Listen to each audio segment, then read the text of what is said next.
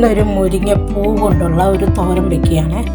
ഇത് മുരിങ്ങപ്പൂവ്, ഇത് തേങ്ങ, ഇത് സബോള, ചെറിയ ഉള്ളി, ഒരു വെളുത്തുള്ളി, പച്ചമുളകല്ല കാന്താരി. ഇത് നമ്മൾ കാന്താരിയും ചുവന്നുള്ളിയും വെളുത്തുള്ളിയും കൂടെ ചതയ്ക്കുക, തേങ്ങയിട്ട് നമ്മൾ ചതച്ചെടുക്കുകയാണ്. എന്നിട്ടാണ് പൂ വയ്ക്കുന്നത്. മുരിങ്ങയില പൂവാണ്. ഇതൊന്ന് വലുതാണെങ്കിൽ നിങ്ങൾ അരിഞ്ഞെടുത്താൽ മതി. ഇതിപ്പോൾ ചെറുതാണ്. ഞാനൊന്ന് അത് ചതച്ചെടുത്ത് കാണിക്കാം.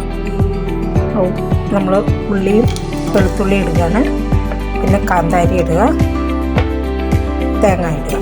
നമ്മളത് ചതച്ചെടുക്കുകയാണ്. അതിൻ്റെ കൂടെ മഞ്ഞളും കൂടെ ഇടുക.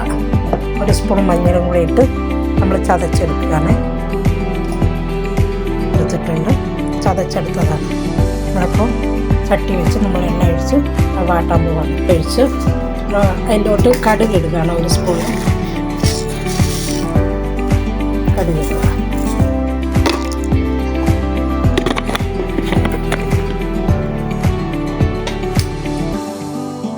എന്നിട്ട് നമ്മൾ അതിലോട്ട് ഇത് സബോള ഇടുകയാണ്.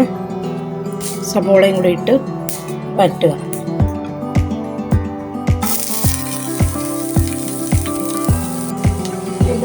ഇതിലോട്ട് പൂവ് ഇടുകയാണ്.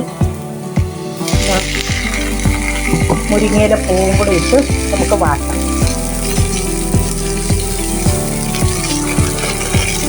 അത് വാട്ടുന്ന സമയത്ത് നമുക്ക് കുറച്ച് ഉപ്പും കൂടെ ഇടണം. ഉപ്പിട്ട് വേണം വാട്ടാൻ.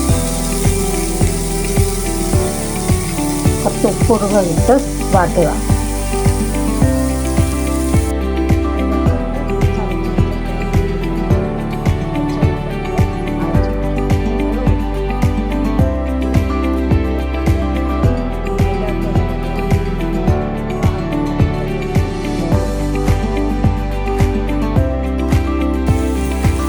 തേങ്ങ ഇട്ട് നമ്മൾ ഇതൊന്ന് അമുക്കി വെച്ചൊന്ന് അടച്ച് വെച്ച് വേവിക്കണം. വെള്ളം ഒഴിക്കണ്ട, അതിൽ വെള്ളമുണ്ട്, ഓൾറെഡി വെള്ളമുണ്ട്. ഇപ്പം നമ്മൾ അടച്ച് വെച്ച് വേവിക്കുക. നമുക്ക് തുറന്ന് നോക്കാം. ആയിട്ടുണ്ട്, വെള്ളമൊന്നുമില്ല.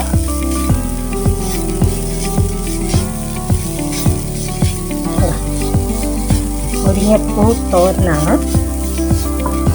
ഞാനിതുപോലെ ആദ്യമായിട്ട് വയ്ക്കുകയാണ്. ഇവിടെ മുരിങ്ങപ്പൂ ഇഷ്ടം പോലെ ഉണ്ട്. നമ്മുടെ ഒരമ്മ പറഞ്ഞതാണ് നല്ല ടേസ്റ്റാണ്. അപ്പോൾ അത് വെച്ച് നോക്കിയതാണ്.